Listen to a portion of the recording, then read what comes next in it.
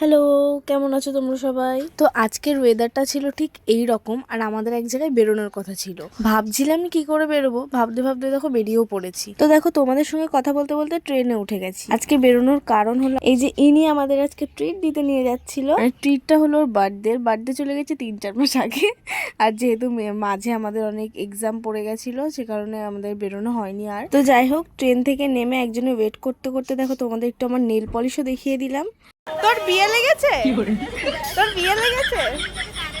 এটাই হয় যে খাওয়াতে নিয়ে যায় সে আসে ভিখারির মতো, আর সবাই আসে সেজে গুজে একদম বিয়ে বাড়ি ঘুরতে। তো যাই হোক, এখানে আবার দেখলাম বৃষ্টি হয়েছে, আমাদের ওদিকে তো হয়নি, তাই দেখাচ্ছিলাম তোমাদের। তারপরে আমরা কথা বলতে বলতে ক্যাফেটাতে চলে এসেছি। এই ক্যাফেটাতে আগেও আমরা অনেকবার গেছি, বেশ ভালো, মানে ফ্রেন্ডসদের সাথে টাইম স্পেন্ড করার জন্য একদম পারফেক্ট আছে। আর এই দিকে দেখো, আমি দেখাচ্ছি মেনু কার্ড, বেচারা ও রেগে যাচ্ছে, আর আরেকজনের মনে তো আলাদাই ফুর্তি একদম। আর এরা কি অর্ডার করবে সেটা ডিসকাশন করতেই ঘন্টাখানেক সময় লেগে যায়। তো তারপর আমি ওদেরকে পাত্তা না দিয়ে আমি একটুখানি ঢং করছিলাম। আর আমার ফ্রেন্ডের আমার নেল পলিশ ভালো লেগেছে। তোমাদের কেমন লেগেছে একটু কমেন্ট করে জানিও। কলেজ টিউশন এইসবের চাপে তো আমাদের বেরোনো হয় না আলাদা করে। এইসব টুকটাক কারণের জন্যই যে আলাদা করে বেরোনো হয়, খুব কম তাও আবার। আর আমরা তো আজকে প্রায় মাসখানেক পর এরকম বেরোলাম, কোনো টেনশন ছাড়া আর পড়ার ব্যাগ ছাড়া। তো যাই হোক, তারপরে প্রথমে অর্ডার করেছিল চিকেন কাটলেট। আর এই যে এই ভিডিওটা আমি পরে একদিন পোস্ট করব, তোমরা দেখো, এটাই আমার রিকোয়েস্ট, আর কিছু নয়। তো যাই হোক, তারপরে অর্ডার করেছিল মোমো, মানে এক এক করে আসছে আর কি।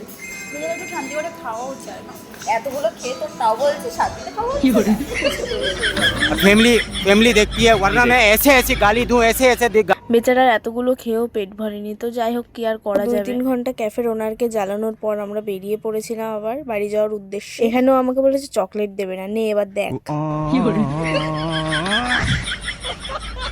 তো তারপরে আবার আমার ফ্রেন্ড আমাদেরকে আইসক্রিম কিনে দিয়েছিল। খেতে না, খেতে পাইনি গাইস, অনেক জন্ম খেতে পারে না। এই যে ভয় পেয়ে গেছে। এক কোনায় দাঁড়িয়ে আইসক্রিম খাচ্ছি, সেটা ওর সহ্য হলো না।